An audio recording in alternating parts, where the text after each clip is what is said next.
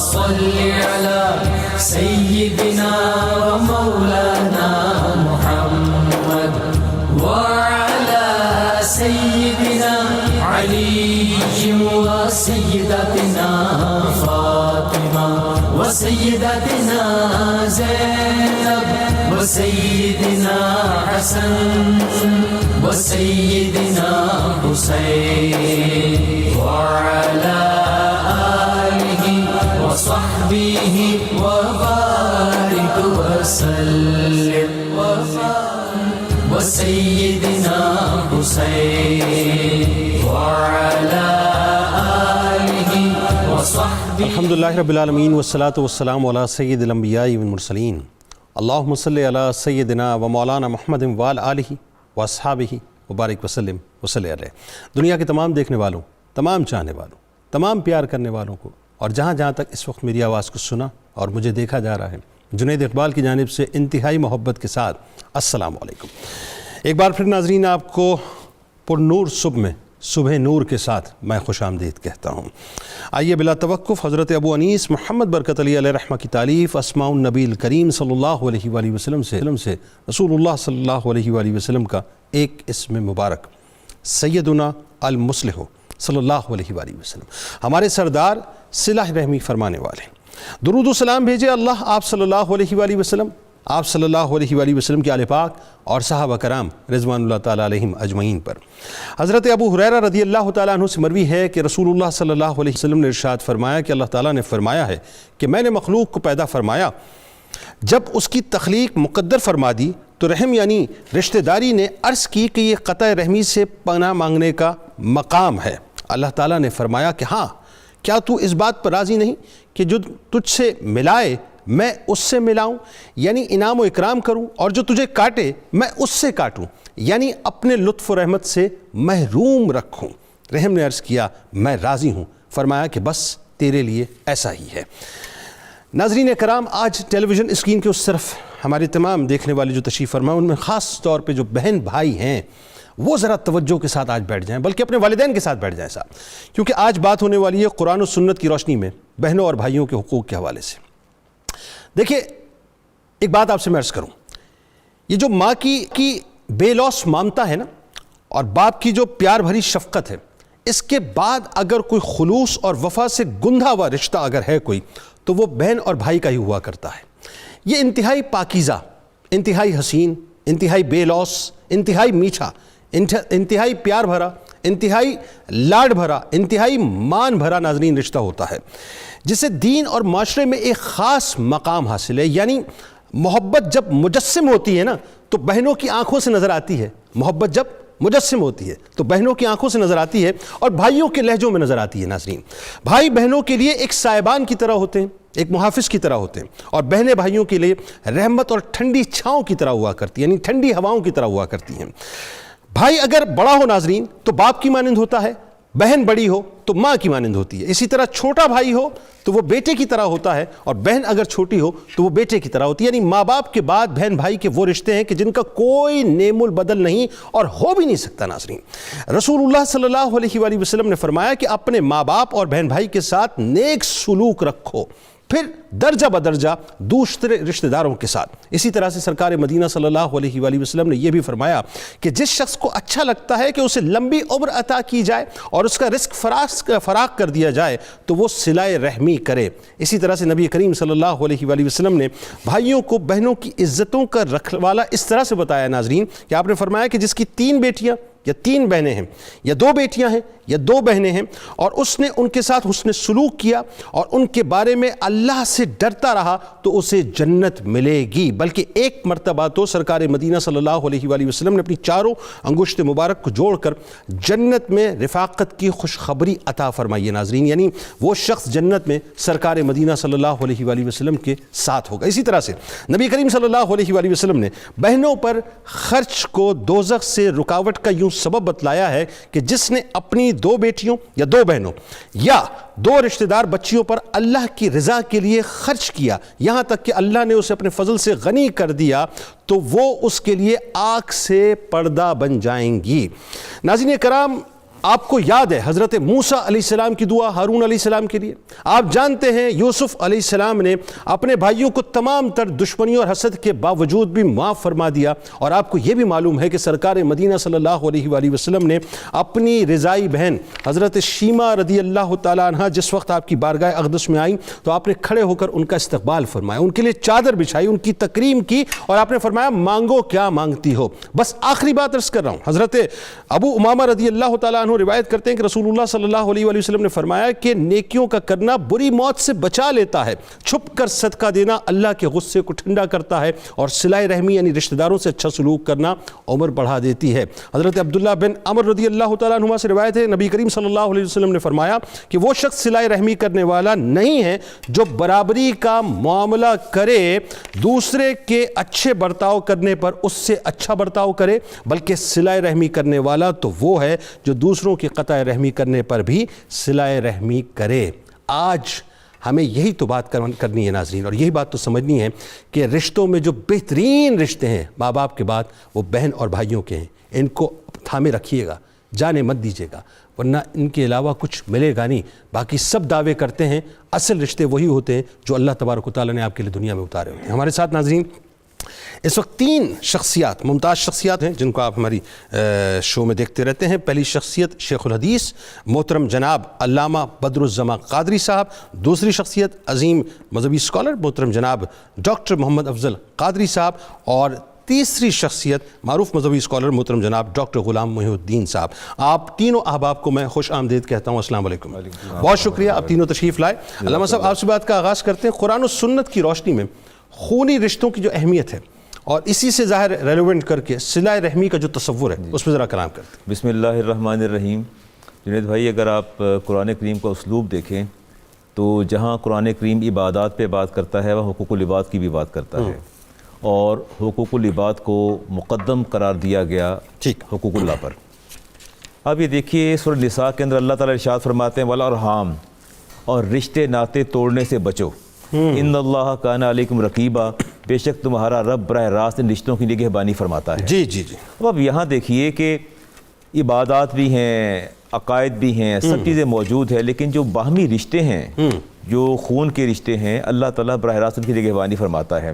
اور رسالت مآب علیہ السلام نے ارشاد فرمایا، امام بخاری کی حدیث ہے، ابی ہریرہ سے حدیث کے راوی ہیں، فرماتے ہیں الرحم شجنۃ من الرحمن، یہ لفظ رحم یا راحم جو ہے یہ مشتق ہے، اخذ کیا گیا رحمان سے، دونوں کا مادہ ایک ہے، راحامیم، دونوں کا مادہ ایک ہے، اور ان دونوں میں چولی دامن کا ساتھ ہے۔ اچھا، ایک اگر جڑ ہے تو دوسری شاخیں ہیں، شاخیں جڑ سے جدا نہیں ہو سکتی، تو یہ الرحم جو ہے رحمان کی صفت سے جدا نہیں ہو سکتا۔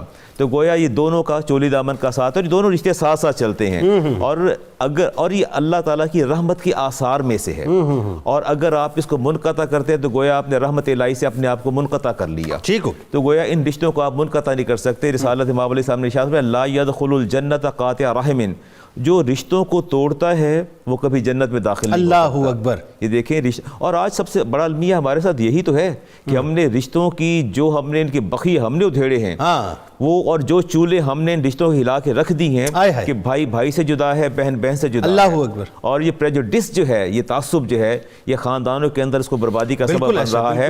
رسالت مآب نے ارشاد فرمایا کہ یہ تم جب قطع رحمی کرتے ہو تو اللہ تمہارے چہرے کی نکھار اور شگفتگی کو ختم فرما دیتا ہے، چہرے کا نکھار اور شگفتگی کو ختم فرما دیتا ہے۔ ہاں بالکل، جب آپ قطع رحمی کرتے ہیں اور تمہارے چہرے کی رونق ماند پڑ جاتی ہے۔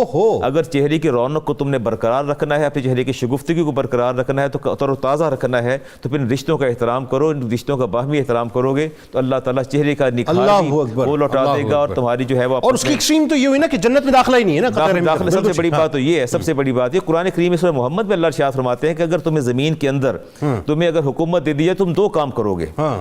پہلا کام یہ کرو گے زمین پر فساد پھیلاؤ گے، دوسرا وَتُقَطِّعُ أَرْحَامَكُمْ، اور دوسرا رشتوں کو منقطع کرو گے، یعنی اگر تمہارے پاس طاقت اور قوت آ جائے۔ اور فرمایا اولئک الذین لعنہم اللہ، اور انہی لوگوں پر اللہ کی لعنت ہے جو رشتوں کو منقطع کرتے ہیں۔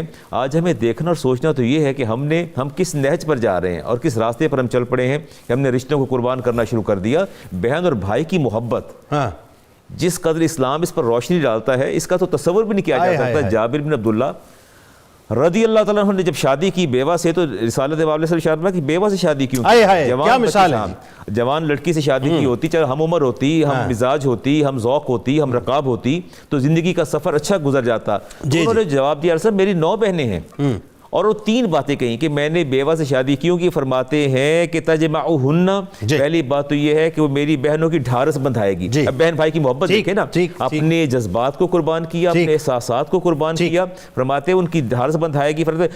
تمشطہن، ان کے بالوں کو آراستہ کرے گی، بالوں میں کنگھی کرے گی. تقوم علیہن، اور ان کی نگہداشت کرے گی. یعنی اپنے جذبات کو، احساسات سب کچھ قربان کر دیا نا اپنی بہنوں کے لیے. اور یہ جو مثالیں ہیں ظاہر ہے جیسا کہ میں نے ابتدا میں ڈاکٹر صاحب ایک بات یہ فرمائی تھی، جیسا کہ علامہ صاحب نے فرمائی اور میں نے بھی عرض کیا تھا یہ بات کہ حضرت موسیٰ علیہ السلام کی ایک مثال ہمارے سامنے کہ جیسے آپ اپنے بھائی کے لیے دعا فرماتے تھے، حضرت یوسف علیہ السلام نے کس طرح سے جو ہے اپنے بھائیوں کو معاف فرمایا، اسی طرح سے آپ نے جو مثال فرمائی ہے.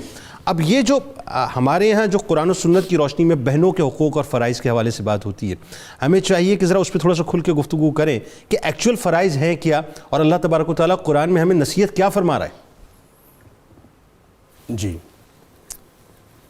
جس طرح آپ نے انٹرو میں فرمایا کہ اصل جو رشتہ اور تعلق ہے خاندان کا جو اللہ کریم نے بنایا ہے وہ خونی رشتہ ہے.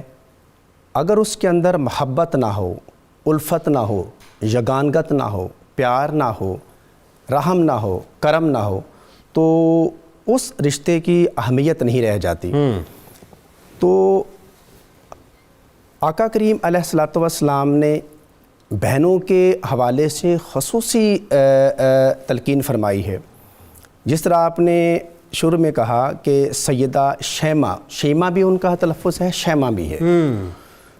تو جب وہ جنگ میں آئیں تو آقا کریم علیہ الصلوۃ والسلام کے سامنے آئیں تو صحابہ نے انہیں پہچانا نہیں. انہوں نے کہا میں آپ کے نبی کی بہن ہوں. صحابہ نے پہچانتے نہیں تھے. انہوں نے کہا کہ ہم آپ کو نبی علیہ الصلوۃ والسلام کے پاس لے کے جائیں گے.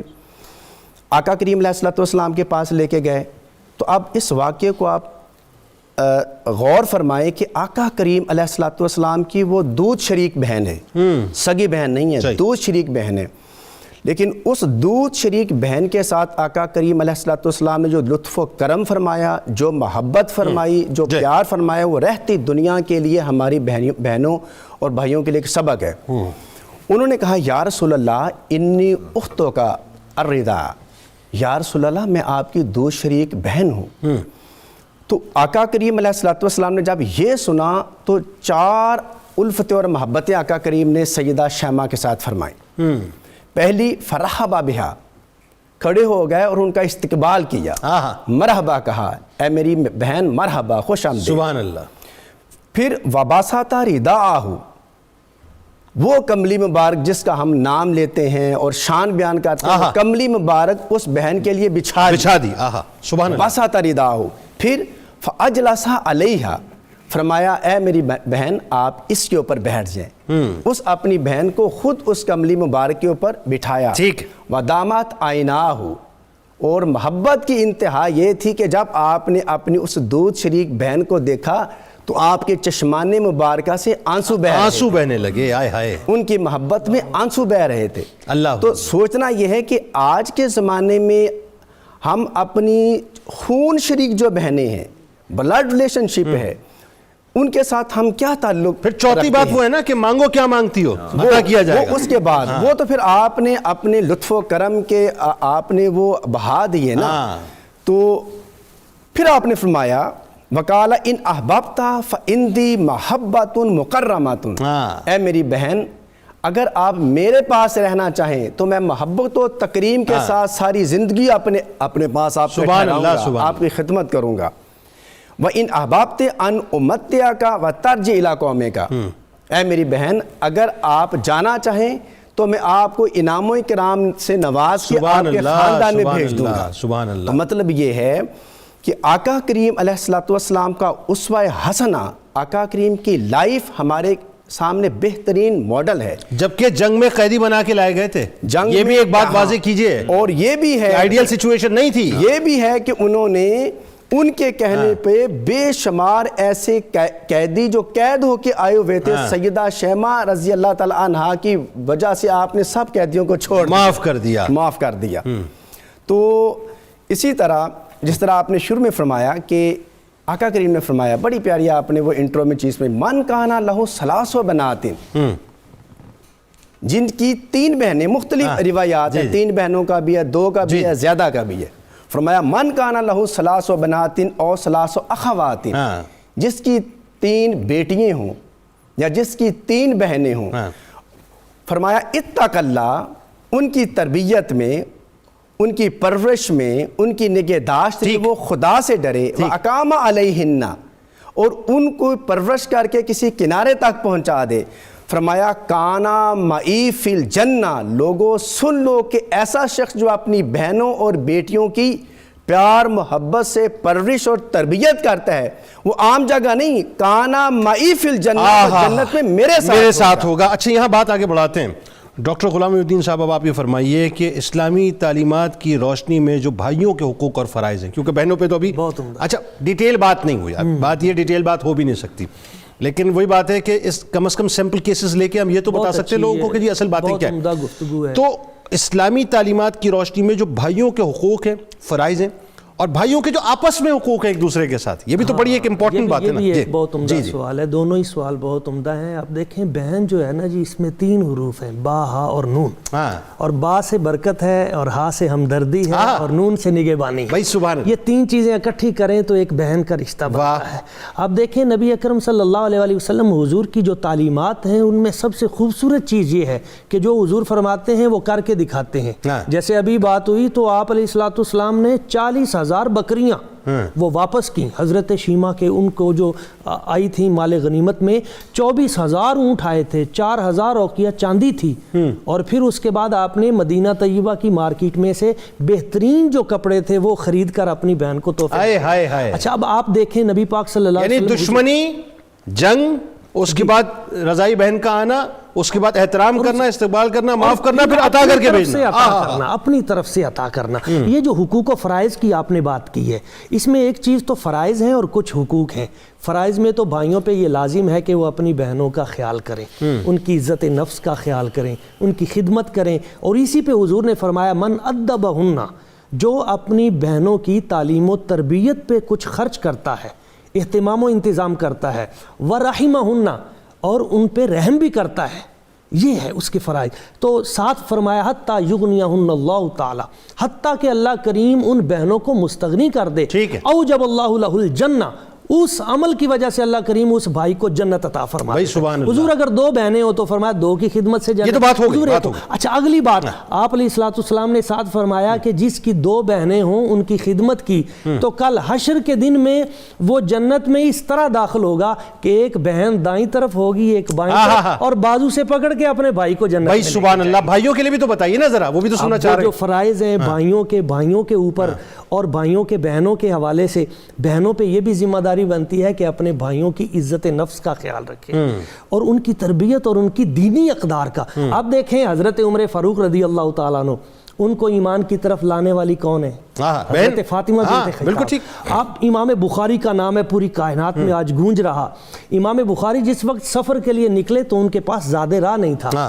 کون تھا جس نے انہیں زیادہ راہ دیا؟ آپ کی بہن تھی. انہوں نے اپنے سارے زیورات بیچ دیے، سبحان اللہ، سارے زیورات، حتیٰ کہ امام بخاری کی آنکھوں سے آنسو آئے. کہا بہن آپ نے تو سارا کچھ ہی، سارے زیورات دے دیے. کہا یہ اللہ کریم مجھے جنت میں عطا کر دے گا. آپ پڑھیں، آج صحیح بخاری پڑھنے والے اس بہن کو بھی یاد کریں جس نے اپنے زیورات سے امام بخاری کو بھیجا تھا. آپ دیکھیں کہ بھائیوں کے حوالے سے حضرت جناب یوسف علیہ السلام کی ذات و برکات، آپ جب بھائی آئے نا تو فرمایا لا تثریب علیکم اليوم، تو صرف یہیں تک ہمارے دوست بات کرتے ہیں کہ آپ نے ان کو معاف کر دیا. صرف معاف نہیں کیا، ان تمام بھائیوں کے لیے آپ نے محلات بنوائے اور ساری زندگی آپ اس کا تمام خرچ اپنے گھر سے ادا کرتے ان بھائیوں کے ساتھ. نبی پاک صلی اللہ علیہ وسلم حضور کی سیرت دیکھیے، سرکار نے فرمایا اے مولا علی شیر خدا، تم دنیا اور آخرت میں میرے بھائی ہو. جب بھائی فرمایا تو پھر حضور نے کتنا خیال کیا, کتنی کرم نوازی فرمائی. ہر مرحلے میں آپ علیہ الصلوۃ والسلام نے حضرت مولا علی شیر خدا کرم اللہ وجہ الکریم آپ پہ کرم نوازیوں کی انتہا کی. اور بھائی نے بھی پھر کمال کر دیا. غزوہ بدر ہو, احد ہو, آپ جہاں دیکھیں اپنی جان ہتھیلی پہ رکھ کے مصطفیٰ حضور کی عزت و ناموس کی حفاظت کی. سیدنا امیر حمزہ رضی اللہ تعالیٰ عنہ ان کی دیکھیں نا, رضائی بھائی بھی تو تھے نا, رضائی بھائی بھی تھے. اور بھائی بہن کا تعلق بھی دیکھیں. جناب امیر حمزہ رضی اللہ, آپ جس وقت شہید ہوئے نا, جسم مبارک کلیجہ کٹا, تو اس وقت آپ کی بہن حضرت صفیہ آئی. جب سرکار نے دیکھا کہ حضرت صفیہ پھوپھی جان حضور کی اور حضرت امیر حمزہ کی بہن ہے, تو سرکار آگے کھڑے ہو گئے, روک دیا. حضور جانتے تھے دیکھا نہیں جائے گا, فرمایا نہیں اپنے بھائی کو. تو کہا کہ مجھے دیکھ لینے دی. دیکھا اور پھر صبر کیا. صبر کی انتہا کر دی. یہی بھائی کی محبت جب اپنی انتہا کو پہنچتی ہے تو کربلا کا میدان ہوتا ہے, بی بی زینب سلام اللہ علیہا ہوتی ہیں, اور امام علی مقام امام علیہ السلام ہوتے ہیں. اور پھر دنیا دیکھتی ہے کہ وہ محبت جو ہے وہ کوفے کے بازاروں میں بھی نظر آتی ہے اور شام کے درباروں میں بھی نظر آتی ہے. اچھا جی, علامہ صاحب بات کو آگے بڑھاتے ہیں. اب دیکھیں یہ تو ایک بڑی کیٹیگوریکل اور بڑی وضاحت کے ساتھ ایک بات آ گئی. اب یہ بتائیے کہ اسوہ رسول صلی اللہ علیہ وآلہ وسلم کی روشنی میں جو بہنوں کی عزت اور توقیر, ایک تو ظاہر تعلیمات کے حوالے سے بہت کلیئر آ گئی, بہن بھائیوں کی جو حق تلوی کی جو مذمت ہے اس کے حوالے سے کیا احکامات ملتے ہیں؟ اچھا دیکھیے, جو بنیادی بات یہ ہے کہ اسلام تو حقوق و فرائض کی بات کرتا ہے, دونوں میں توازن قائم رکھتا ہے. ڈاکٹر صاحب بات کر رہے تھے بھائی سے بھائی کی محبت. آج ہم اپنے بھائی کو نہ تو اپنے جذبات اور احساسات میں شریک کرتے ہیں, نہ جائیداد میں. کوشش ہے اسے ڈپرائیو کر دیا جائے. ایسا ہی لیکن آپ دیکھیے موسیٰ علیہ السلام کی طرف اگر آپ آئیے تو آپ نے کتنی بڑی بات کی کہ اے مالک کریم میرے بھائی کو نبوت میں بھی شریک بنا دے, مددگار بنا دے. ہاں بالکل مددگار بنا دے. فرمایا رب اغفر لی ولی وادخلنا فی رحمتک, اے مالک مجھے میرے بھائی کی بخشش بھی فرما دے اور اسے میرے اپنی رحمت میں بھی داخل فرما دے. اللہ اکبر. دیکھیں بھائیوں کو بھائیوں سے کیا محبت ہونی چاہیے, انہیں بجائے ڈپرائیو کرنے کے, انہیں محروم کرنے کے, سیٹ اسائڈ کرنے کے, بہتر ہے کہ انہیں اپنے جذبات میں, جائیداد میں, احساسات میں, معاملات میں ان کو شریک رکھا جائے, ساتھ لے کے چلنا چاہیے, انکریج کرنا چاہیے. اچھا اب ہمارے یہاں ایک تصور جو پنپ رہا ہے کہ بھائی کو شریک کہا جاتا ہے, وہ شریک جو ہماری جو ٹریڈیشنل ورڈ جو شریک آتا ہے کہ مخالفت یا مخاصمت کے معنوں میں آتا ہے.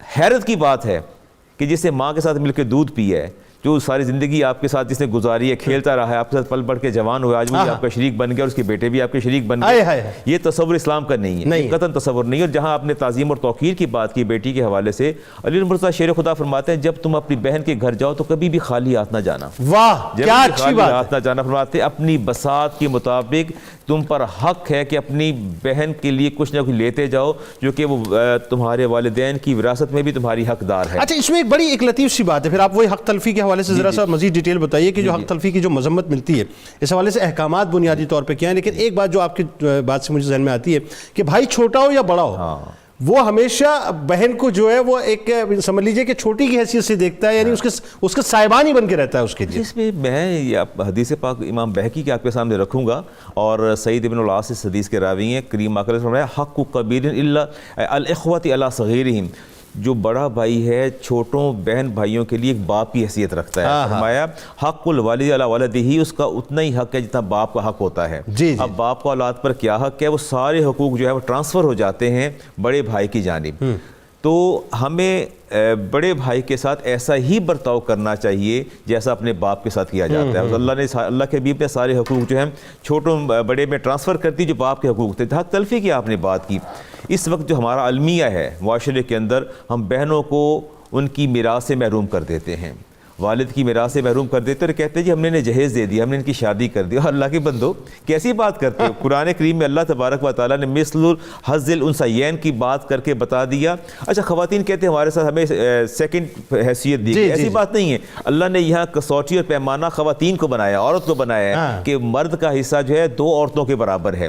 تو کرائٹیریا اور پیمانہ جو ہے وہ عورت ہے, 2 عورتیں ہوں گی تو پھر مرد کے اس کو برابر نہیں ہوگا, وگرنہ نہیں ہوگا, 2 موجود ہوں گے تو ملے گا. بالکل ٹھیک, اس پہ گفتگو کرتے ہیں علامہ صاحب. اور آئیے جناب مل کے چلتے ہیں سرکار مدینہ صلی اللہ علیہ وآلہ وسلم کی بارگاہ اقدس میں درود پاک کا نذرانہ پیش بھی کرتے ہیں, سنتے بھی ہیں. اور جب لوٹوں گا انشاءاللہ تو آپ سے کچھ آپ کو مثالیں دوں گا, میں ان کو ضرور سنیے گا کہ بڑے بھائی بہنوں کا جو حقوق ہیں وہ چھوٹے بھائی بہنوں کے ساتھ کیا ہیں, اور چھوٹے بھائی بہنوں کے حقوق بڑے بھائی بہنوں کے حوالے سے کیا ہیں. ضرور سنیے گا. آپ سے ملاقات کرتے ہیں مختصر سے وقفے کے بعد. اللهم صل على سيدنا ومولانا محمد وعلى سيدنا علي وسيدتنا فاطمة وسيدتنا زينب وسيدنا حسن وسيدنا حسين وعلى آله وصحبه وبارك وسلم وبارك. اللهم صل على سيدنا ومولانا محمد وعلى سيدنا علي وسيدتنا فاطمة وسيدتنا زينب وسيدنا حسن وسيدنا حسين وعلى آله وصحبه وبارك وسلم وسيدنا حسين وعلى آله وصحبه وبارك. خوش آمدید خواتین و حضرات. میں جیسا کہ عرض کر رہا تھا کہ وقفے کے بعد کچھ آپ سے کلام کروں گا انشاءاللہ. دیکھیے صاحب، یہ جو پہلے کا جو حق ہوتا ہے نا، وہ دوسرے کا فرض ہوتا ہے. اسی طرح سے دوسرے کا جو حق ہوتا ہے وہ پہلے کا فرض ہوتا ہے. میرا خیال ہے بات سمجھ آ گئی ہوگی. اب جو بڑے بھائی بہن ہوتے ہیں، بڑے بھائی بہنوں پر چھوٹے بھائی بہنوں کے کچھ حقوق ہیں. 5 حقوق میں آپ کو بتلاتا ہوں، ذرا توجہ سے سنیے گا. اسی طرح سے چھوٹے بھائی بہنوں پر جو بڑے بھائی بہنوں کے حقوق ہیں وہ آپ کو بتلاؤں گا. یعنی 5 حقوق یہاں اور 5 حقوق یہاں، اور توجہ سے سنیے گا کہ وہ 5 حقوق کیا ہیں. بات یہ صاحب کہ بڑے بھائی اور بڑی بہن پر چھوٹے بھائی بہنوں کے حقوق میں سے یہ ہے کہ سب سے پہلے والدین کی وفات پر چھوٹے بہن بھائیوں کی پرورش کرنا اور ان کی اچھی تربیت کرنا. دوسری بات، ان کی ضروریات زندگی کو پورا کرنا اور ہر مشکل گھڑی میں ان کا ساتھ دینا اور جتنا ہو سکے ان کی حاجت روائی اور دلداری کرنا. تیسری بات، والدین کی حیات میں بھی ان سے شفقت اور محبت سے پیش آنا. چوتھی بات، غیبت، چغلی، بدگمانی اور حسد، یعنی جو عام مسلمانوں میں ہوتی ہے بدرجہ اولا، اس ناجائز کام سے اپنے آپ کو جو ہے وہ محفوظ رکھنا. اور 5ویں بات، بتقاضۂ بشریت ان سے سرزد ہونے والی خطاؤں کو معاف کرنا اور ہمیشہ ان سے نرمی کا برتاؤ کرنا. اسی طرح سے چھوٹے بہن بھائیوں پر بڑوں کے حقوق و آداب ہیں، وہ بھی 5 ہیں. وہ ذرا میں عرض کرتا ہوں آپ کو کہ ان کی عزت و احترام کرتے ہوئے ان کے شایع نشان مرتبہ اور مقام ان کو دینا. یعنی جو ریسپیکٹ وہ ڈیزرو کرتے ہیں، جو پروٹوکول وہ ڈیزرو کرتے ہیں، یا جو احترام وہ ڈیزرو کرتے ہیں، وہ ان کو دینا. دوسری بات، والدین کی غیر موجودگی میں انہیں والدین کا مرتبہ دینا، ورنہ انہیں اپنا سرپرست اور رہنما، یعنی یہ انکار نہ کرنا بلکہ ہر صورت میں اپنا سرپرست اور رہنما جو ہے ان کو سمجھنا. حت الامکان، تیسری بات، حت الامکان ان کے جائز احکامات پر عمل کرنے کی کوشش کرنا. اور چوتھی بات، اپنی طرف سے ہونے والی غلطیوں پر خود بڑھ کر، یعنی چھوٹا بن کر، سر جھکا کر بڑوں کے سامنے معافی مانگنا. اور 5ویں بات، ان کی دل آزاریوں سے بچنے کی کوشش کرنا. اور آخری بات ان دونوں کے لیے، جو بڑے ہیں اور جو چھوٹے ہیں، آپ بڑے ہیں، آپ کو چاہیے بڑے پن کا مظاہرہ کریں، اور جو چھوٹا ہے اس کو چاہیے ہمیشہ چھوٹا بن کر رہے. یقین مانیے آج آپ چھوٹے ہیں، کل جب آپ جا کر بڑے بنیں گے تو آپ کو یاد ہونا چاہیے جو آپ نے اپنے بڑوں کے ساتھ بویا تھا، کل آپ کے چھوٹے وہ آپ کے ساتھ بو بھی رہے ہوں گے اور آپ اس کو کاٹ رہے ہوں گے. بات کو آگے بڑھاتے ہیں صاحب کہ ہمارے یہاں جو معاشرے میں بڑے بھائی کو باپ کا درجہ دیا جاتا ہے، ظاہر ہے آج بھی الحمدللہ یہ سوچ پریویل کرتی ہے سوسائٹی میں، ایسا نہیں ہے. یہ اور بات ہے کہ بہت گھرانوں کے اندر جو ہے بڑوں کو تو ہے یوں سمجھ لیجئے کہ وہ بس ایک کارنر پہ کر دیا گیا ہے کہ جی بس ٹھیک ہے، آپ آبسلیٹ ہو گئے ہیں، آؤٹ ڈیٹڈ ہیں، دقیانوس سے آپ کو ایک طرف کیا جاتا ہے. لیکن آج بھی وہ سوچ موجود ہے. بڑے بھائی کے ہونے کے ناطے جو ذمہ داریاں ہیں اور جو حقوق ہیں وہ کیا ہیں، اس پہ بات کرتے ہیں ذرا. جس طرح آپ نے کہا کہ ابھی تک جو بڑے بھائی کے ہمارے معاشرے میں جو قدر ہے، ان کے حقوق کا خیال کیا جاتا ہے، چھوٹے جو بہن بھائیوں کو ہمیشہ یہ خیال رکھنا چاہیے. آپ کے توسط سے میں پیغام پہنچاؤں گا کہ عموماً ایسا ہوتا ہے کہ جب زندگی آگے چلتی ہے تو چھوٹے جو بھائی ہوتے ہیں وہ بہت آگے نکل جاتے ہیں. وہ بھائی جس نے اپنے خون پسینے سے بڑے ہونے کی حیثیت سے ان کی خدمت کی ہوتی ہے، ان کی پرورش کی ہوتی ہے، ان کے لیے کمایا ہوتا ہے، باپ کی جگہ ان کی رہنمائی کی ہوتی ہے. ایسا بھی ہوتا ہے کہ جب وہ چھوٹے بھائی بڑے ہوتے ہیں تو اس کو نظر انداز کر دیتے ہیں.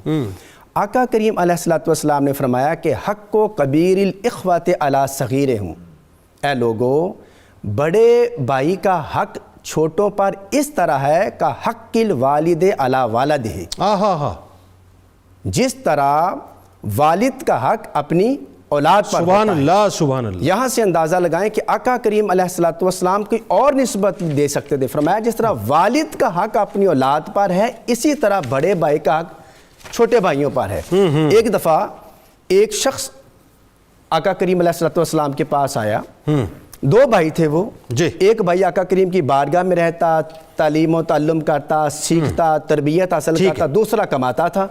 تو کمانے والا آقا کریم کی بارگاہ میں آیا. فشکاہ المحترف اخاہ الی النبی، اس بھائی نے اپنے بڑے بھائی کی شکایت کی آقا کریم علیہ الصلوۃ والسلام کی بارگاہ میں بھی. میں کماتا ہوں، سارا دن محنت مزدوری کرتا ہوں، یہ صرف آپ کے پاس رہتا ہے، پڑھتا رہتا ہے لیکن کمائی نہیں کرتا. اس نے شکایت کی.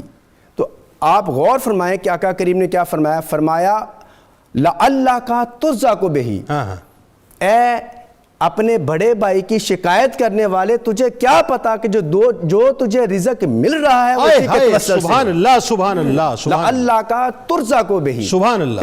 تجھے جو رزق مل رہا ہے تجھے کیا پتا کہ اللہ اسی تیرے بڑے بھائی کے واسطے سے تجھے دے رہا ہے. یعنی وہ جو ہمارے یہاں سوسائٹی میں بلا وجہ ملامت کی جاتی ہے کہ بڈھے ہو گئے، کمر جواب دے گئی ہے، گھٹنے جواب دے گئے ہیں، کچھ کرتے کراتے نہیں ہیں، بوجھ بن کے بیٹھے ہوئے ہمارے اوپر. اور پھر وہ بات ہے چھوٹے بھائیوں کی بیویاں اور دیگر جو کنبے کے لوگ ہیں وہ لان تان کر رہے ہوتے ہیں. سرکار علیہ السلام کی حدیث مبارکہ ان کو میرا خیال ہے شاید حفظ کرنی چاہیے. بالکل. اور حابیل اور قبیل کے واقعے میں سر آپ دیکھیں کہ ایک بھائی نے کہا کہ لأقتلنک، کہ میں تجھے قتل کر دوں. اب ہم یہ بھی سیکھنا چاہیے کہ اگر ایک بھائی ہائپر ہو گیا ہے، غضب میں آ گیا، غلط بات کر دی ہے، دوسرے کا ریئیکشن کیا ہونا چاہیے؟ صبر کروں گا. دوسرے کا رد عمل کیا ہونا چاہیے؟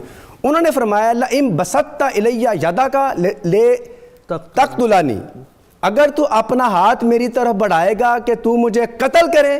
اب آگے دیکھیں ان کا ایپٹیچیوڈ رویہ. فرمایا ما انا بباسط یدی الیک، میں اپنا ہاتھ تجھے قتل کرنے کے لیے نہیں بڑھاؤں گا. انی اخاف اللہ رب العالمین، کہا کیوں؟ اس لیے کہ میں اللہ سے ڈرتا ہوں. ٹھیک. اچھا اب بات تھوڑا سا اور آگے بڑھاتے ہیں. اتنی زبردست یہ مثال ہے. اب اس مثال کو سامنے رکھتے ہوئے موجودہ معاشرے پہ بات کر لیتے ہیں. ہمارے یہاں تو صاحب وہ اگر اولادوں میں تھوڑی سی چپکلش ہو جائے تو جھگڑے یہاں تک پہنچ جاتے ہیں کہ جنازے حرام ہو جاتے ہیں بھائیوں کے درمیان، بہنوں کے درمیان بھی. میں اس وقت بھائی بہنوں دونوں کی بات کر رہا ہوں. صحیح بات ہے. عالم یہ ہے کہ یہاں والدین نے پردہ فرمایا، آنکھ بند ہوئی تو لوگ جو ہیں وہ باقاعدہ بھمبوڑنا شروع کر دیتے ہیں جائیداد کو. اور اس میں بھی صورتحال ہو جاتی ہے کہ کورٹس کچہریاں، ایک دوسرے کے خلاف مقدمے، گالی گلوچ، اسلحے کا استعمال، لڑائی جھگڑے، یہاں تک ہوتا ہے کہ قتل تک بات آ جاتی ہے، اولادوں تک پریویل کر جاتی ہے. ذرا لوگوں کو بتائیے کہ جو چند ٹکوں کے لیے جو کہ دنیا میں غرق ہو جانے، آپ کے سامنے مثالیں بکھری پڑی ہوئی ہیں. مثالیں بکھری پڑی ہوئی ہیں. ہر چوتھے پانچویں گھر کی کہانی یہی ہے کہ آپس میں جو ہے باہم دست و گریباں ہوئے ہیں. کیا کر رہے ہیں ہم لوگ؟ بہت عمدہ سوال ہے جی. میں سمجھتا ہوں اس حوالے سے والدین پہ بھی ذمہ داری ہے اور بھائیوں پر بھی. والدین پہ ذمہ داری یہ ہے کہ وہ اپنی بیٹیوں کے حقوق اپنی زندگی میں دے کر جائیں. اچھا یہ ایڈیشن آپ کر لیجئے گا ساتھ ساتھ، یہ جو وراثت میں جو غصب کر جاتے ہیں بچوں کا جو مطلب وہی بات ہو رہی ہے، یہ ایڈیشن کر لیجئے. جی والدین پہ یہ لازم ہے وہ بیٹیوں کو اب مرنے کے بعد، دنیا سے جانے کے بعد تو یہ ہے نا للذکر مثل حظ الانثیین، مگر زندگی میں اگر والدین چاہیں تو وہ برابر تقسیم کریں. بلکہ ایک مقام پہ تو آپ علیہ الصلوۃ والسلام نے فرمایا من کانت لہ بنت ولم یہنھا ولم یردھا ولم یوسر ولدہ علیہا ادخلہ اللہ الجنہ، جس کو رب نے بیٹی عطا کی اور اس نے اپنی بیٹی کی توہین نہ کی اور بیٹے کو بیٹی پر فضیلت بھی نہ دی اور اس کو زندہ درگور بھی نہ کیا، تو اللہ تعالیٰ اس خدمت کی وجہ سے اس باپ کو جنت عطا کر دے گا. یعنی برابر پہ والدین اس کو زندگی میں تقسیم کریں. دوسرا بھائیوں کے لیے لازمی ہے. آج کل تو قرآن سے شادی کرتے ہیں بڑے بڑے خاندان، معاذ اللہ ثم معاذ اللہ، تاکہ اس کو حق وراثت نہ ملے. یہ کتنا بڑا ظلم ہے.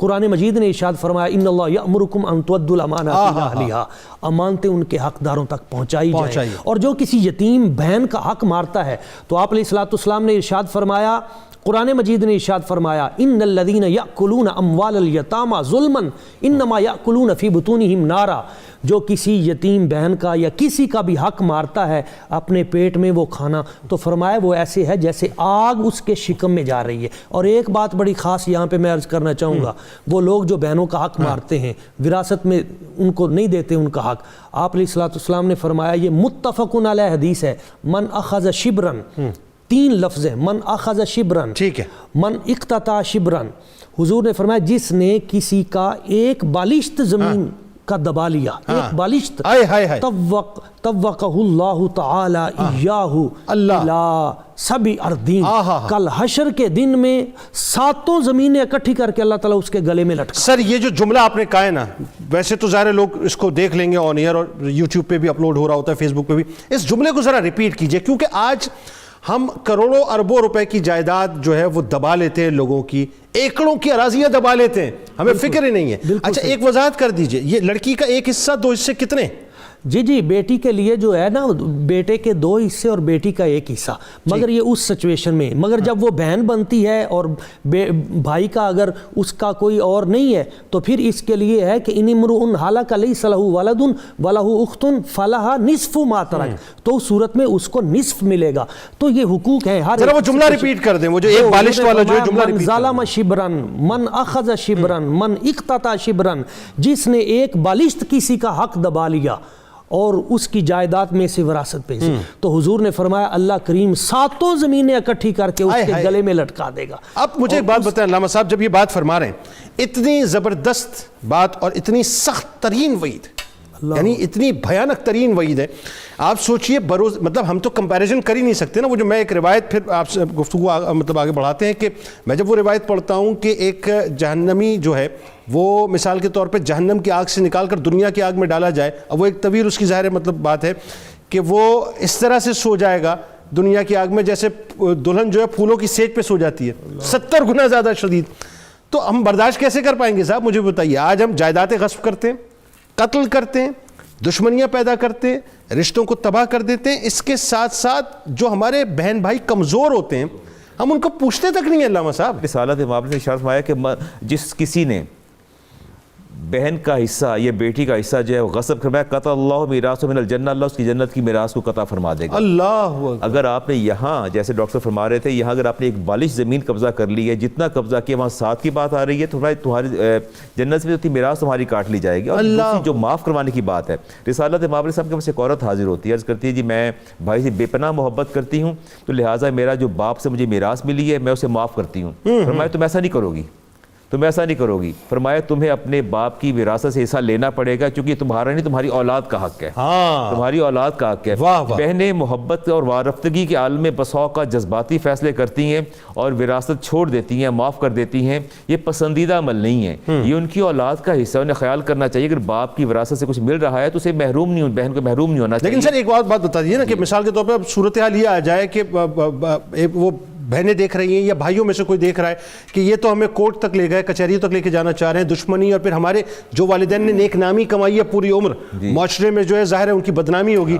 اس سے بچنے کے لیے کہ جی دفع کریں، ہم اللہ تعالیٰ میں آخرت میں اس کا صلہ دے دے گا. فقہاء نے اس پر بحث کی ہے. فقہاء کہتے ہیں کہ یہ حق کبھی ساقط نہیں ہوتا. اچھا، یہ حق کبھی ساقط نہیں ہوگا. اگر آپ میراث سے کسی کا حصہ جبرن لیتے ہیں، وہ چھوڑ دیتے ہیں آپ کو، چھوڑنے کے باوجود حصہ ساقط نہیں ہوگا، حصہ ساقط نہیں ہوگا. لیکن آپ اگر مثال کے طور پہ اپنی عزت، اپنے والدین کی نیک نامی اور پھر اللہ کی رضا کے لیے اگر چھوڑ دیتے ہیں. لیکن بہت سے لوگ ایسا کرتے ہیں. یہ فورسفلی چھوڑا جا رہا ہے نا جی، فورسفلی چھوڑا جا رہا ہے. ظاہر حالات ایسے پیدا ہو گئے کہ آپ کو چھوڑنا پڑ گیا.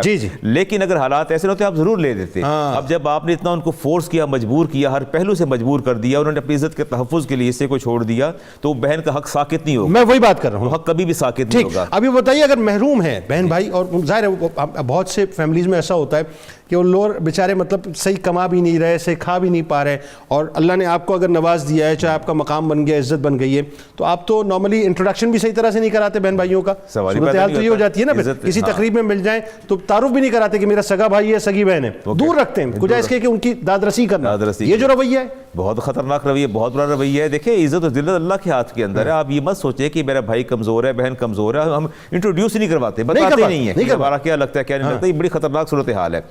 باپ ہے، بہن ہے، بھائی ہے، کسی بھی حالت میں اگر آپ ویل آف ہیں، آپ ویلدی ہیں، تو آپ کو چاہیے کہ ان کی مدد کریں، صلہ رحمی کریں اور ان کو سٹینڈ دے کے اپنے برابر لے آئیں تاکہ ان کو احساس جو ہے وہ محرومی نہ رہے. سرکار علیہ السلام نے جس طرح سے اپنے دامن میں سب کچھ سمیٹا، سبحان اللہ، آپ دیکھیے کیا عظیم مثالیں ہیں. ہم تو مطلب عشیر فالو کرنے کی کوشش نہیں کر رہے. ڈاکٹر صاحب مجھے ایک بات بتائیے کہ آج صورتحال یہ ہوتی ہے کہ ہم باہر والوں کو دکھانے کے لیے سب کچھ کر رہے ہوتے ہیں. آئیے نظر اس موضوع کو بھی بات کرتے ہیں نا، جہاں ایکسپوجر ہوتا ہے، جہاں تصویر ہوتی ہے، جہاں میڈیا ہوتا ہے، جہاں کچھ خبر لگتی ہے، کچھ ایک آدھ دو لیڈ جو ہے مطلب لگنی چاہیے، ہمارے لیے 2-3 کالم کی خبر لگنی چاہیے، ہم اپنے بہن بھائیوں کو سپورٹ نہیں کرتے. یہ بھی رویہ ہے. اب میں یہ نہیں کہتا کہ پورے معاشرے میں یہ ہو رہا ہے، اچھے لوگ بھی موجود ہیں، لیکن جو نہیں کرتے وہ کیوں ایسا کرتے ہیں؟ یہ بہت بڑا آپ کہہ لیں استحصال ہے اور ظلم ہے. میں جنید صاحب آپ سے یہ پوچھوں گا کہ اس سلسلے میں بہنیں ہی ہمیشہ بھائیوں کو چھوڑتی ہیں، بھائی ہم بہنوں کو کیوں نہیں چھوڑتے اپنا حصہ؟ صحیح بات ہے، کبھی نہیں ایسا سنا. یعنی کہ دھمکی دی جاتی ہے، تھریٹ کیا جاتا ہے، تعلقات منقطع ہو جائیں گے، مرنا جینا ختم ہو جائے گا. اور اس کے بعد یہ مثال میں بڑا غور کیا ہے، تدبر کیا ہے کہ یہ جو فرما رہے تھے سر کہ رضامندی سے چھوڑ دینا، بھی رضامندی سے بہنیں ہی کیوں چھوڑتی ہیں؟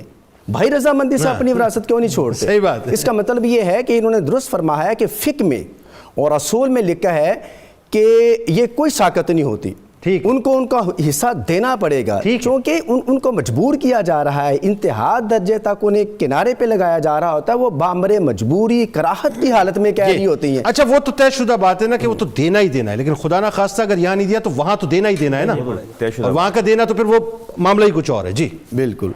اس لیے جو فرمایا من فرّ من میراث وراثہ، آقا کریم علیہ الصلوۃ انہوں نے اشارہ فرمایا، واضح طور پر فرمایا کہ جو اپنی حقداروں کو ان کی وراثت دینے سے راہ فرار اختیار کرے گا، ان کا حق مارے گا، ان کا حق غصب کرے گا، قطع اللہ میراثہ من الجنت یوم القیامہ، اللہ تعالیٰ قیامت والے دن جو جنت کی میراث ہے اس کو اس سے محروم کر دے گا. اللہ اکبر. سر ذرا اس پہ کامنٹ فرما دیں تاکہ میں بات آگے بڑھاؤں کہ آپ کے بہن بھائیوں میں غریب ہیں، لوور مڈل کلاس سے تعلق رکھتے ہیں، نہیں کما پا رہے، نہیں خرچہ پورا کر پا رہے، نہیں ہے اچھی جاب، گھر میں کھانے تک کو نہیں ہے، آپ صاحب باہر جا کر جو ہے لوگوں کو سپورٹ کر رہے ہیں، آپ کے پاس سے راشنوں کے جو ہے راشن جا رہے ہیں، بیگز کے بیگز بن کے جا رہے ہیں، اور وہاں صورتحال یہ ہے کہ بہن بھائی جو ہے قسم پرسی کے عالم میں زندگی گزار رہے ہیں. ذرا اس پہ کامنٹ فرمائیے ڈاکٹر صاحب، یہ قبول ہوگا کہ نہیں ہوگا؟ ہاں، اس میں تو واضح طور پر کہا گیا، آقا کریم علیہ الصلوۃ والسلام کا فرمان ہے کہ الصدقۃ علی المسکین صدقۃ. آپ نے یہ میں علت سبیل تنزل کہہ رہا ہوں کہ عام طور پر جب ہم نے کوئی صدقہ خیرات کرنا ہے، ہیلپ کرنی ہے، ہم دنیا جہاں کی کر رہے ہوتے ہیں، لیکن اپنے بازو کے نیچے اپنے سگے بہن بھائی خونی رشتہ دار تڑپ رہے ہوتے ہیں، ہم ان کی ہیلپ نہیں کرتے. آقا کریم نے فرمایا الصدقۃ علی المسکین صدقۃ. اگر آپ کسی غیر مستحق کو فقط صدقہ دیں گے، فقط ایک ثواب آپ کو ملے گا، وہ محض صدقہ ہے.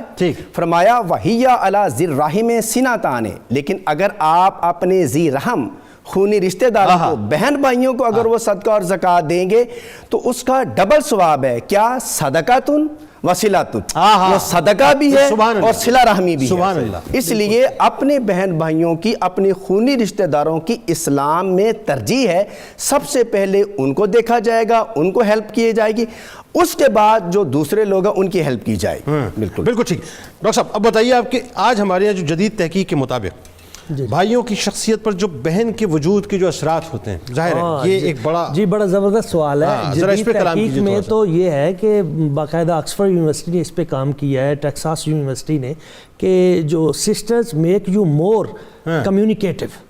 جس بھائی کی بہنیں ہوتی ہیں تو وہ انداز تکلم اور گفت و شنید اور معافی ضمیر کا اظہار اس بچے میں زیادہ ہوتا ہے، اور جس کی بہن بڑی ہوتی ہے تو وہ بچہ جو ہے وہ بہت اچیور ہوتا ہے. ہاں اس پہ، اور میں نے اس پہ یہ بھی دیکھا ہے کہ جس بچے کی بہنیں ہوتی ہیں یا جس باپ کی بیٹیاں ہوتی ہیں، اس کا حلم اس کے علم پہ غالب آ جاتا ہے. سبحان اللہ سبحان اللہ. اور جس کے بیٹے زیادہ ہوتے ہیں اس کا علم اس کے حلم پہ غالب آ جاتا ہے. تو ایک بڑی خوبصورت بات اس حوالے سے میں آپ کی سماعتوں کی نظر احباب کو، ایک بزرگ بابا جی تھے، انہوں نے تھیلا پکڑا ہوا تھا، پہاڑ پہ چڑھ رہے تھے اور یہ خلاصہ ہے پورے پروگرام کا.